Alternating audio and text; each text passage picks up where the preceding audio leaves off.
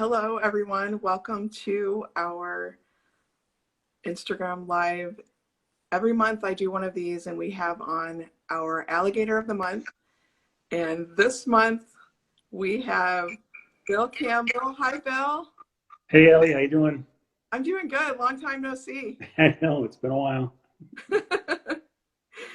For those of you that have been following our channel, or our Instagram page, you know that Bill and I just saw each other at a show a couple of days ago. There was a show in St. Louis that I juried, and he had a piece in the show, painting of your son. I Yep. love that painting. Thank I you. just love it. Thank you. So welcome. Thanks. Congratulations on being Alligator of the Month. Oh, I know, it's so exciting. I'm Yeah. nervous though, I'll tell you. I'm a little nervous. Oh, me too. Me too. So, Bill, tell us a little bit about yourself. Sure. Where you're from. Give us some background. Yeah, I grew up in South Bend, Indiana, and pretty much did art from, when I was a little kid. Always liked drawing cartoons and Mad Magazine and things like that. Typical junior high kid stuff. I thought I was going to go into the science field. I went to Purdue under a biochemistry major, but that didn't work out very well. Yeah. A funny story is like, I hear a lot of people talk about how they had art teachers influence them. And I had an art teacher when I was talking to one of my fellow students who said, "What are you going to do when you grow up?" I said, "Well, I'm going into the sciences and stuff like that." And she happened to be walking by, and she just kind of like walks by and says, "No, he's not. He's going to do art someday." And I just kind of looked at her. I'm like, "What? No, I'm not." And then, but she was right. She was right. After I decided I didn't want to get into the sciences, I went to my counselor, and they asked me, like, "What do you like to do?" And I said, "I love to draw." So they kind of directed me towards industrial design. Yeah. And that's what I do full time right now. I've been an industrial designer for, I guess, 30 years. But as all designers say, you do things for everybody else. And then I kind of got the painting bug, and I started taking some classes. I took my first class at the Art Institute of Chicago, and I was doing acrylics there, and I was hooked. And eventually found myself to watercolor because, I did a little oil, I did a little acrylic, and, those are big pieces and stuff. And one thing that's nice about watercolor, it's not toxic, and it's small, and I'm not taking up a lot of space, and I can go back to it really easily, which I really like. Yeah. I have a question about the industrial design. What kind of things do you design? So what I do is I design in-store displays. So if you go, and I work for a pet food company here in town, in St. Louis. So if you go to, like, I don't know if you have pets, but if you go to PetSmart, or, I don't know if they have Schnucks down there, grocery store, there's these corrugated displays that are in the middle of the aisle. That's what I design. So when I first graduated, I did a lot of CAD work and stuff. And now for the last 20 years, I've been doing more of directing designers on what we want to have displayed. Mm-hmm, mm-hmm. That sounds fun. So back to the painting, and you're working on watercolor now. What is your favorite surface to work on? Well, right now, aquaboard's been really cool. I really enjoy it. I love the fact that I can kind of go back. I tend to do things, and then I'm like, oh, I don't like that, and I want to erase. So I really love the fact that I can kind of scrub out. One of my favorite ways to draw when you do assignments was to cover the surface in charcoal and then do the negative stuff. And I always like doing that, and I can get the feel from watercolor on aquaboard and doing that. I never liked using paper and doing the masking. I don't know, it just didn't work well for me. And I also like the aquaboard because I feel I can get the colors to be really intense. That's one thing that drew me to your work. It's like, how do you get those colors so intense? And I wasn't getting that before on paper. So. The aquaboard, you can really, I think, an infinite number of layers on it. That's the thing that's so great about it. You can just keep going and going and going, and it doesn't get muddy. Right.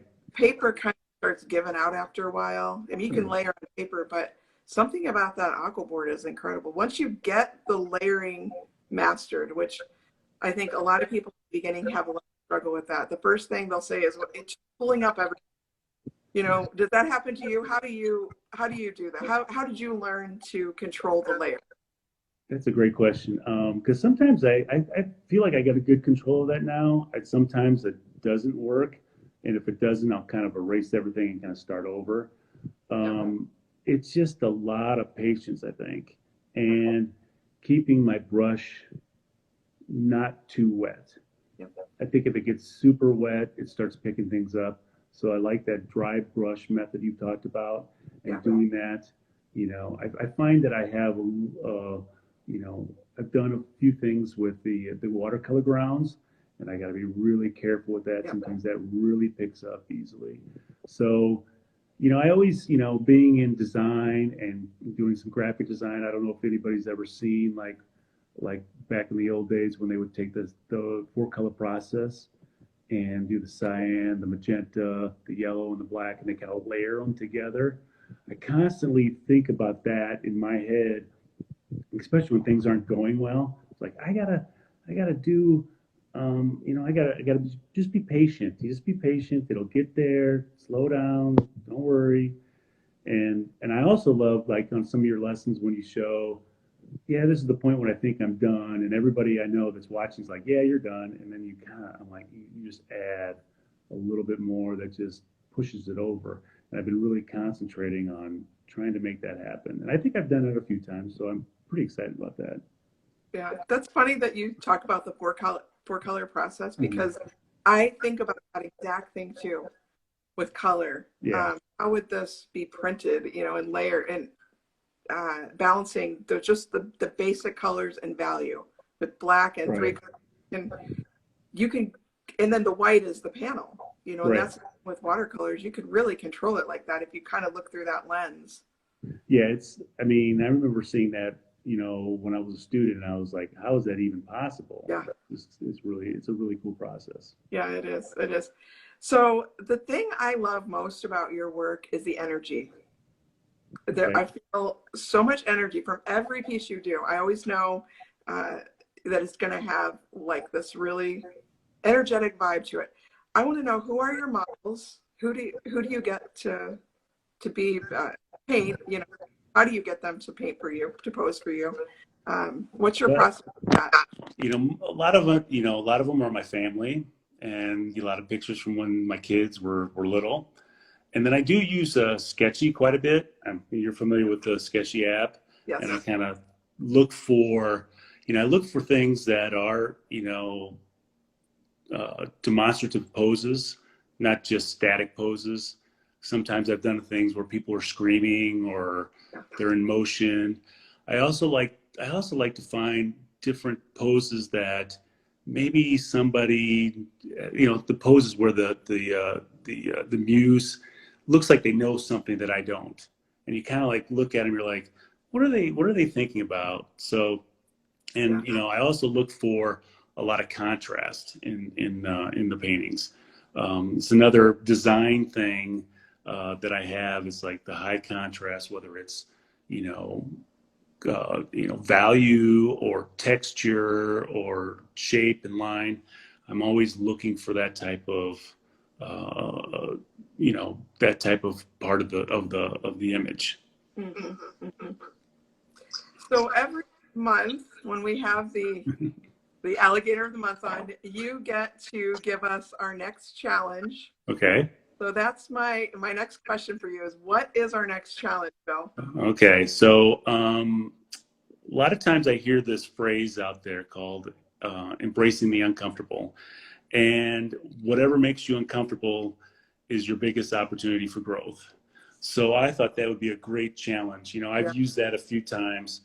Like one of the opportunities was, I've done a lot of classes, and all of the teachers are like, don't use black.